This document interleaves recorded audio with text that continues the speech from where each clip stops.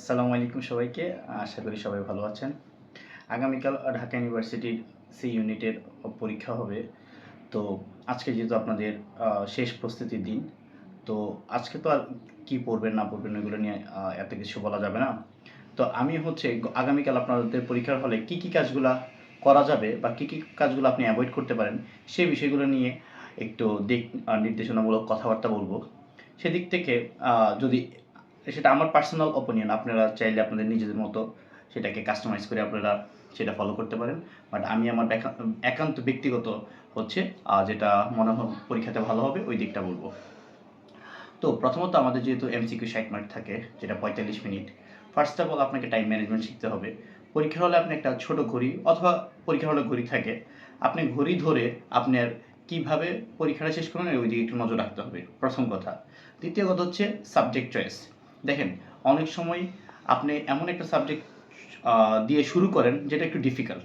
তো ওই difficult subject দিয়ে শুরু করতে গিয়ে আপনার কোয়েশ্চেন যখন আপনি পারতেছেন না, তখন দেখা যাবে যেগুলো ইজি সাবজেক্ট ওইগুলোর উপর একটা ইফেক্ট পড়ে। তো যেহেতু সি ইউনিটের সবচেয়ে সহজ সাবজেক্ট তথাকথিত ম্যানেজমেন্ট, তারপরে ধরেন মোটামুটি যারা মার্কেটিংয়ে আছে মার্কেটিং, তো এই সাবজেক্টগুলো অনেক ইজি। তো সেদিক থেকে আপনি চাইলে ম্যানেজমেন্ট দিয়ে শুরু করতে পারেন, ম্যানেজমেন্ট দিয়ে শুরু করেন। আপনার মার্কেটিং থাকলে মার্কেটিং, ফিনান্স থাকলে ফিনান্স করেন। এরপরে আপনি আপনার ইচ্ছা মতো ইংলিশটা ধরতে পারেন, বাংলাটা ধরতে পারেন। এরপরে ক্যাটাগরি আপনি নিজের মতো ধরতে পারেন। যেটা খুব বেশি হার্ড সাবজেক্ট মনে হবে, এটা আপনি শেষের থেকে একটু আগে হয়তো লাস্টে একদম শেষের একদম 5 নম্বরে অথবা 4 নম্বরে আপনি রাখতে পারেন। তো আমি ম্যানেজমেন্ট মার্কেটিং দিয়ে কেন বলতেছি, কারণ আপনার ম্যানেজমেন্ট আর মার্কেটিং দিয়ে শুরু করলে ওইখানে কোয়েশ্চেনগুলো প্রিভিয়াস ইয়ার থেকে এসে থাকে, কোয়েশ্চেনগুলো ইজি থাকে। আপনি একটা ভালো মার্ক তুলে আপনার একটা কনফিডেন্স গ্রো করবে। তারপরে ওই ওই আপনার কনফিডেন্সটা আপনার বাকি সাবজেক্টগুলোতে সেটার একটা প্রতিফলন দেখা যাবে। সেই দিক থেকে আপনি ম্যানেজমেন্ট দিয়ে শুরু করেন, এরপরে মার্কেটিং, এরপরে আপনি যদি অ্যাকাউন্টিংয়ে খুব ভালো হন অ্যাকাউন্টিং করতে পারেন, অথবা আপনি ইংলিশ ভালো হলে ইংলিশ করতে পারেন। তারপরে আপনি আপনার মতো করে এখানে একটু আগে পরে যেভাবেই করেন করতে পারেন। তারপরে বিশেষ কথা হচ্ছে আপনি অ্যাকাউন্টিংয়ের দিক থেকে যদি অ্যাকাউন্টিংয়ে ম্যাথ আছে, আপনি ম্যাথগুলা একবার ট্রাই করবেন। যদি মনে হয় যে আপনি একবারে বেশি পারতেছেন না, তাহলে আপনি দ্বিতীয়বার ট্রাই করেন না, এটা রেখে দিবেন পরবর্তী চেষ্টা করার জন্য। কারণ আমরা ফার্স্ট টাইম যদি আপনার না হয়, তাহলে দেখা যাবে আপনি এটাতে আবার ট্রাই করার কারণে আপনার সময় নষ্ট হচ্ছে। তো আপনি এই দিক থেকে একটু চেষ্টা করবেন, একবার হইলে ভালো করে ফেলাবেন, মিললে আর না মিললে এটাকে রেখে দেবেন, পরবর্তীতে যদি টাইম থাকে আপনি সলভ করবেন। এটা একটা বিষয়।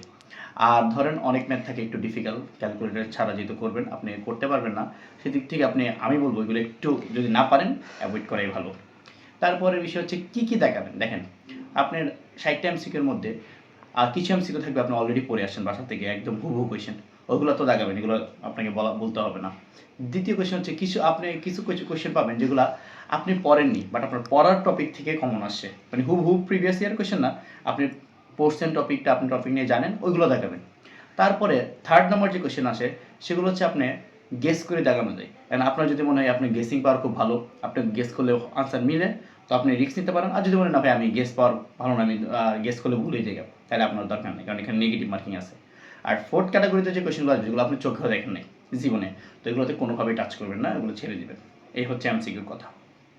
লিখিততে আপনি যা করবেন, লিখিত টোটালি মোটামুটি আমাদের দেখা যাচ্ছে প্রথম দিকে ট্রান্সলেশন থাকে, তারপরে বাক্যশুদ্ধি থাকে, তারপরে আপনার কী থাকে, ইংলিশে কারেকশন থাকে। এগুলো আগে করে ফেলবেন, কারণ এগুলোতে খুব কম সময় লাগে। আপনি ধরেন এগুলোতে অল্প সময়ের মধ্যে আপনি মোটামুটি 16 থেকে 20 মার্ক এখানে তুলে ফেলতে পারবেন, এখানে খুব ইজিলি তোলা যায়। তারপর লাস্টে আসে আপনি আপনি মার্কেটিং আছে, ম্যানেজমেন্ট আছে, যাদের ফিনান্স আছে তাদের ফিনান্স ম্যানেজমেন্ট, তারপর হচ্ছে অ্যাকাউন্টিং, ওইগুলো আপনার পছন্দ মতো করে আপনি যেগুলো আগে দরকার এগুলো করবেন। আমি একটা অ্যাডভাইস দিই, অ্যাকাউন্টিংয়ে যদি কোনো লিখিত থাকে অথবা যাদের ফিনান্স তাদের যদি কোনো লিখিততে আপনার ম্যাথ থাকে, তো ওই ম্যাথের দিক থেকে আপনি চেষ্টা করেন ম্যাথগুলো একটু পরে টাচ করতে, থিওরিগুলো আগে লিখে ফেলতে। কারণ অনেক সময় কী হয়, আপনি থিওরিগুলো না রেখে ম্যাথ নিয়ে পড়ে থাকেন, দেখা যাচ্ছে সময় শেষ, কিন্তু আপনি একটু চাইলেই দেখা যাচ্ছে 3-4টা থিওরি আপনি এমনি লিখতে পারতেন, কিন্তু একটা ম্যাথের জন্য আপনার 3টা থিওরি চলে যায়। সেদিক থেকে আপনি ম্যাথ আসলে চেষ্টা করেন যে আচ্ছা ম্যাথটা থাক, যদি একান্ত ইজি হয় তাহলে করে ফেলবেন, আর যদি না একটু বুঝতে কষ্ট হচ্ছে এটাই রেখে আপনি বাকি থিওরিগুলো করে এটাতে পরে আসেন সময় থাকলে।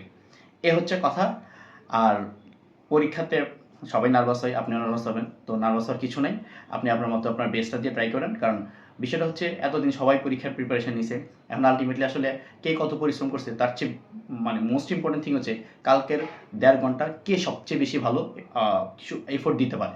কালকের কালকের আপনার আগামীকালের 1.5 ঘন্টা আপনাকে ডিসাইড করবে আপনি পড়বেন নাকি পড়বেন না। তারপর তো রিজিকের বিষয় আছে, রিজিকের আল্লাহর হাতে, রিজিকের উপর অবশ্যই আপনার বিশ্বাস রাখতে হবে। এটা একটা বিষয়। আর যেটা গুরুত্বপূর্ণ, আপনি প্রথম দিকে সময় নিয়ে আপনার ওএমআরের নাম, রোল যা যা থাকে, সেট কোড টেট কোড যা থাকে, যদি সেট কোড থাকে না মনে হয়, সেট কোড যদি থেকে থাকে, হয়তো আমরা অনেক দিন আগে পরীক্ষা দিয়েছি, আর রিসেন্টলিতে দেখে জানি না আসলে এটা সেট কোড দেয় কিনা।